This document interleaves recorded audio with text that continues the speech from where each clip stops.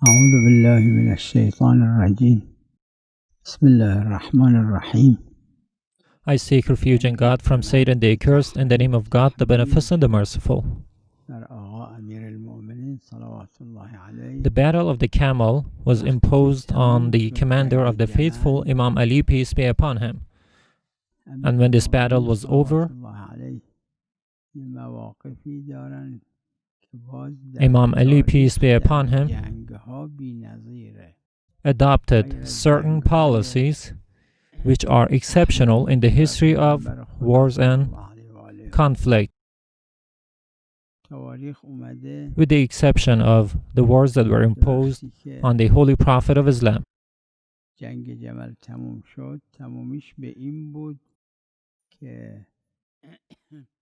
According to history, the Battle of the Camel finished after the enemies of Imam Ali were defeated and the army of Imam Ali was victorious.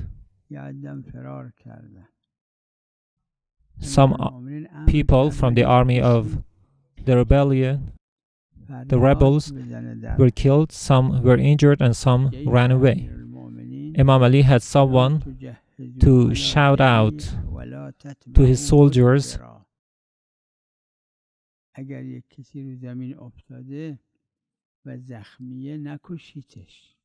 to not kill anyone that is injured in the war.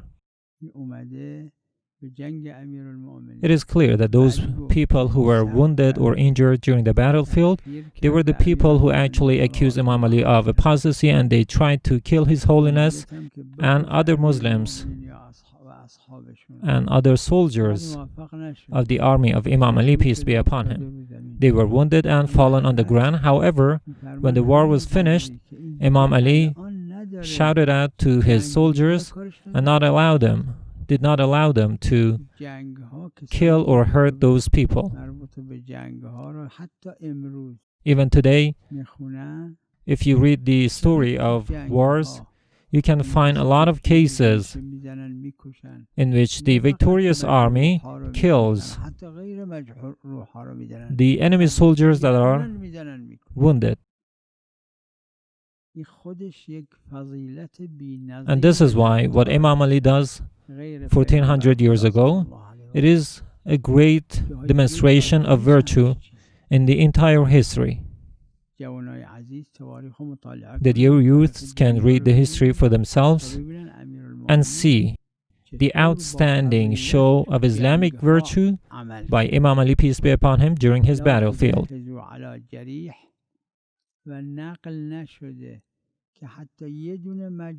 And so it is never reported that any wounded enemy soldier was killed. And in addition to that, Imam Ali also shouted to his soldiers to not chase after those enemy soldiers that are running away from the battlefield. This is also a very exceptional virtue which cannot be found in the history of other wars.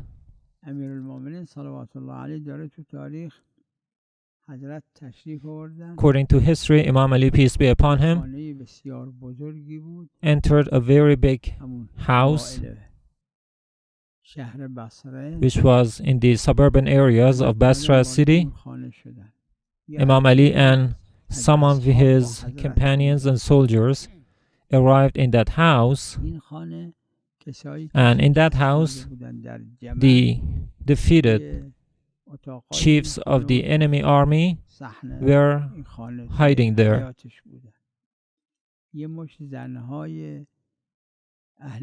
There were also some women who were the wives of the enemy soldiers. When Imam Ali arrived in that house, some of those women started crying and accusing and shouting at Imam Ali, peace be upon him. They were the defeated side. However, they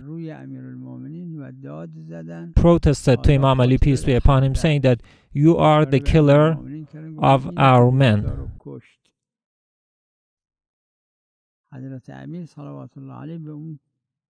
Imam Ali did not give an answer to those women.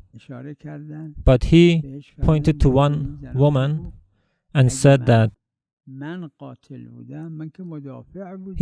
I was just only acting in defense, and you and your men were the people who started this war.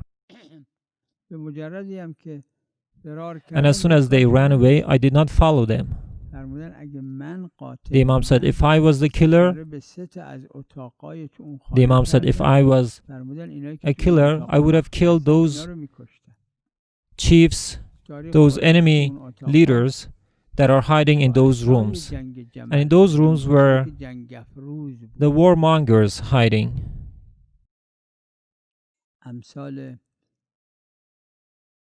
People like Abdullah bin Zubayr, Marwan, and some others. And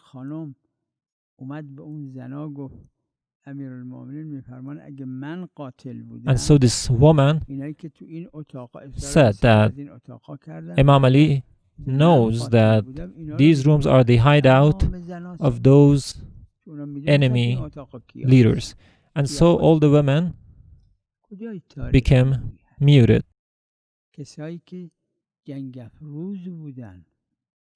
Those people were the warmongers. They were the people who started this campaign against the holy Imam Ali, peace be upon him, and encouraged people to join this campaign to split the Muslim world in two. However, when they were defeated, they were hiding in that room, and Imam Ali did not try to capture or kill them.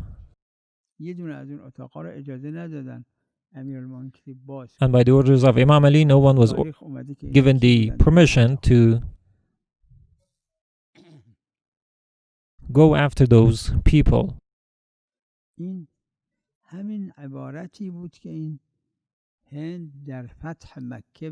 These remarks are just like those remarks made by Hind, the wife of Abu Sufyan, when the Holy Prophet of Islam had entered the holy city of Mecca victoriously.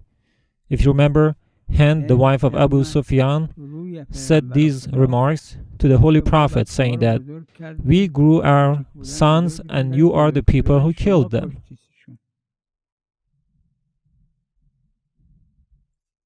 It was just the same remarks said to the Holy Prophet and to Imam Ali, peace be upon him. And the Holy Prophet and Imam Ali were only acting in defense when the enemies attacked him.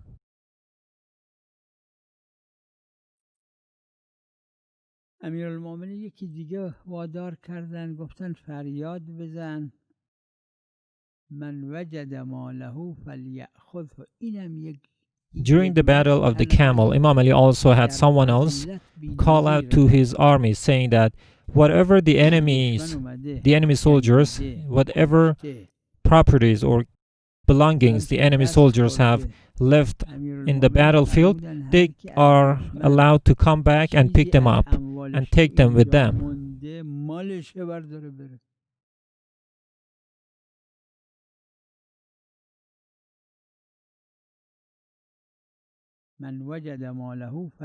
So the enemy soldiers were given the permission to come back to the battlefield and reclaim their belongings. There was no spoil of war. This is mentioned in many history books, in the traditions of the holy al-Bayt. It is said that some companions and soldiers of Imam Ali, peace be upon him, were making a broth in a big bowl. But one of the enemy soldiers came to them and told them that this bowl is mine. And he forcefully and with arrogance took that bowl and went away. And this is what the peak of morality and humanity is defined. These realities and facts are hidden to the world. And I'm sure that the absolute majority of the world are not aware of these great examples of Islamic virtue in history. This is our responsibility to make these realities known to the world so that people can choose their path with open eyes. Someone from the enemy soldiers claimed that one horse is his.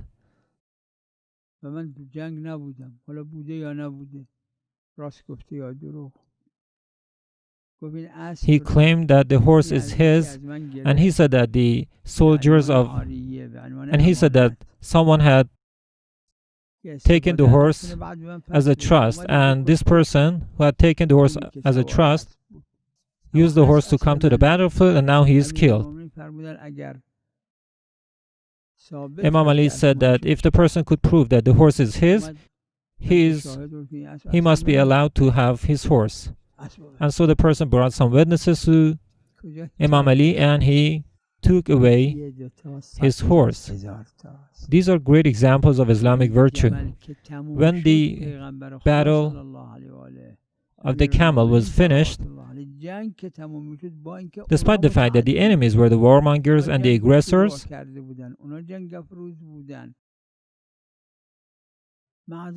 however, when the battle was finished, Imam Ali quickly stopped fighting. Ammar was present in this battle. Ammar bin Yasir was present in this battle.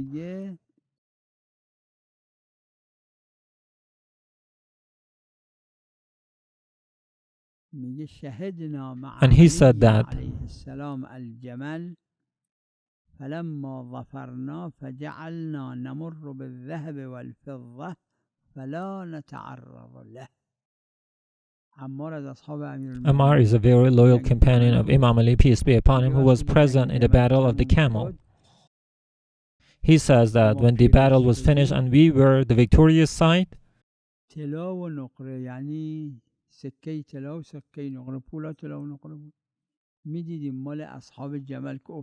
we could see that gold and silver coins from the enemy soldiers were fallen on the ground, but we were not allowed to touch them.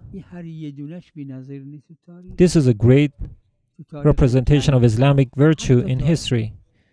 Today, when two sides engage in a battlefield, in the past 50 years, we have seen a lot of wars, particularly in the Muslim countries.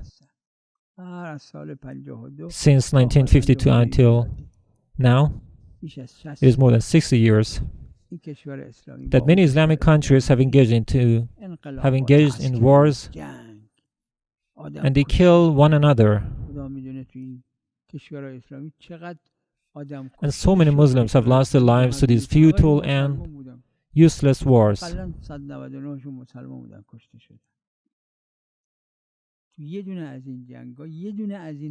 But we cannot see any of these virtues in any of these wars. And so Ammar said that we had a lot of casualties in this war. We fought hard, and finally Imam Ali did not allow us to touch any belongings and properties of the enemy soldiers.